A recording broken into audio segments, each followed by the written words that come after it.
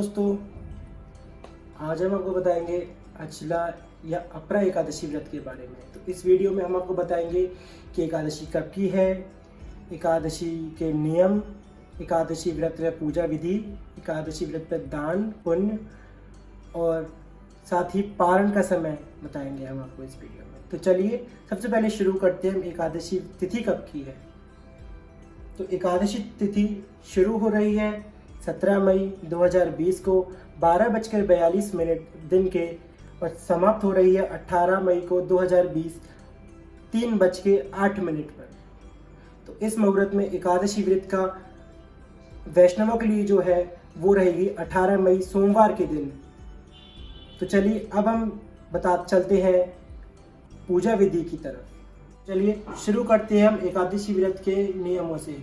तो जैसा कि हम सब जानते हैं कि एकादशी 3 दिवसीय व्रत है जो शुरू होता है दशमी के दिन, फिर एकादशी का मेन व्रत होता है, फिर चलता है द्वादशी के दिन जिस दिन हम पारण करते हैं। तो एकादशी वाले दिन से एक दिन पहले सायंकाल में हमें मांस, मदिरा, प्याज, लहसुन, मसूर की दाल, चावल इत्यादि का त्याग करना चाहिए और हमें रात्रि में ब्रह्मचर्य रखना चाहिए। और फिर दूसरे दिन प्रातःकाल एकादशी के दिन और स्नान आदि करके गंगा जल डाल के जल में फिर स्नान करें। उसके बाद स्वच्छ वस्त्र धारण करके श्री हरि विष्णु, माता लक्ष्मी, लड्डू गोपाल भगवान की पूजा करें।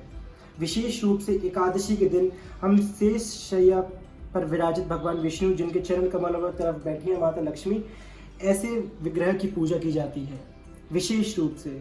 और अपरा एकादशी पर हम इन्हीं की ही पूजा करते हैं। और विशेष रूप से ध्यान रखें कि आप एकादशी के दिन चोर, पाखंडी, दुराचारी मनुष्यों से बात नहीं करें और हो सके मौन व्रत रहें, क्योंकि आप अगर बोलेंगे ही नहीं तो किसी को बुरा भी नहीं लगेगा। हो सके तो किसी से लड़ाई झगड़ा भी ना करें। श्री हरि के चरणों में अपने दिल को लगाए रखें। तो चलिए अब हम आपसे बात करते हैं कि एकादशी पर आप भगवान श्री हरि विष्णु का किस प्रकार से पूजन करेंगे। तो जैसा कि मैंने बताया कि व्रत दशमी के दिन ही शुरू हो जाता है, तो आप सायं काल में श्री हरि विष्णु के नाम स्मरण करते ही आप शयन करें। उसके बाद सुबह ब्रह्म मुहूर्त में उठकर स्नान आदि करके पीले वस्त्र पहनकर भगवान श्री हरि विष्णु के लिए पीली इस तरह की सुंदर चौकी तैयार करें। उस पर श्री हरि विष्णु का फोटो रखें। आप चाहें तो आप मुहूर्त भी रख सकते हैं। उसके बाद आपको श्री हरि विष्णु जी या फिर लड्डू गोपाल या फिर किसी भी भगवान विष्णु के विग्रह को आपको पंचामृत से स्नान कराना है। उसके बाद आपको गंगा जल से स्नान कराना है। विशेष रूप से आप शंख का जरूर प्रयोग करें। स्नान आदि कराने के बाद उनको सुंदर वस्त्र पहनाएं, उनको पीला जनेऊ धारण करें। मार्केट में ऐसा सफ़ेद रंग का जनेऊ आता है, आप उसको हल्दी से पीला रंग लें। उसके बाद आप भगवान श्री हरि विष्णु को जनेऊ चढ़ाएँ, रक्षा सूत्र या फिर मोली चढ़ाएँ। आप उनको अष्टगंध चंदन से तिलक करें। अष्टगंध चंदन से तिलक करें। अगर आपके पास लड्डू गोपाल है तो उनको विशेष रूप से गोपी चंदन का श्रृंगार करें। और फिर भगवान श्री हरि विष्णु, माता लक्ष्मी को आप रोली से तिलक करें। तिलक करने के बाद जैसा कि हमें पता है विष्णु जी पर चावल चढ़ाना वर्जित है, इसीलिए भगवान श्री हरि विष्णु को सफ़ेद तिल अत्यंत प्रिय है, तो उनको सफ़ेद तिल का तिलक करें। पुष्प, धूप, दीप, उनके लिए फल, मेवे आदि मिष्ठानों का भोग लगाएं। भगवान श्री हरि विष्णु का नाम करें। उसके बाद आप भगवान श्री हरि विष्णु के सहस्त्र नामों का पाठ कर सकते हैं। उसके बाद आप जो भी हमने आपको मंत्र बताया उन मंत्रों में से एक मंत्र की आप माला कर सकते हैं।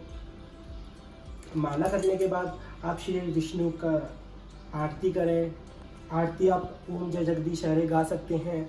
आरती गाने के बाद या फिर अगर आप सामर्थ्य हो तो आप हवन भी अवश्य करें, पर ध्यान रहे कि हवन में सिर्फ आपको काला तिल और चीनी का ही प्रयोग करना है, क्योंकि एकादशी के दिन अन्न वर्जित है। इसीलिए हम हवन में एकादशी के दिन अन्न का प्रयोग नहीं करेंगे। तो अगर आप हवन कर रहे हैं तो आप हवन करें, उसके बाद आप आरती करें। इस प्रकार होती है अपरा एकादशी की पूजा विधि। अपरा एकादशी के दिन आप विशेष रूप से ककड़ी का फलाहार लें और ककड़ी जैसे फल तथा अन्य फल, दूध, दही से बने हुए पदार्थ, खोआ आदि से बने हुए पदार्थ आप भगवान को भोग लगाएं। तुलसी दल विशेष डालकर इनको भोग लगाएं। उसके बाद आप स्वयं ग्रहण कर अपना फलाहार करें। दिन भर आप निराहार रहें, फिर फलाहार कर सकते हैं अपनी श्रद्धा और अपने सामर्थ्य अनुसार। अगर आप रह सकते हैं तो दिन भर निर्जल व्रत करें, अगर निर्जल नहीं कर सकते तो पेय व्रत करें। पेय भी नहीं कर सकते हैं तो आप एक समय फलाहारी खाना खाकर, जैसे कि कोटू का आटा, सिंघाड़े का आटा, साबूदाना, सामर के चावल आदि व्यंजन खाकर अपने फलाहार व्रत कर सकते हैं। विशेष रूप से आपको अचला या अपरा एकादशी व्रत की कथा ज़रूर कहनी है। जिन्होंने आपके घर में व्रत नहीं भी रखा है, आप उनको भी श्रवण अवश्य कराएं। कथा का यह प्रभाव है कि मनुष्य ब्रह्मत्या, भूत योनि, दूसरे की निंदा आदि किए गए सब पाप अचला एकादशी की कथा सुनते ही नष्ट हो जाते हैं। विष्णु चालीसा करें, इसके साथ आप भगवान श्री हरि विष्णु की आरती कर उसे आशीर्वाद प्राप्त करें।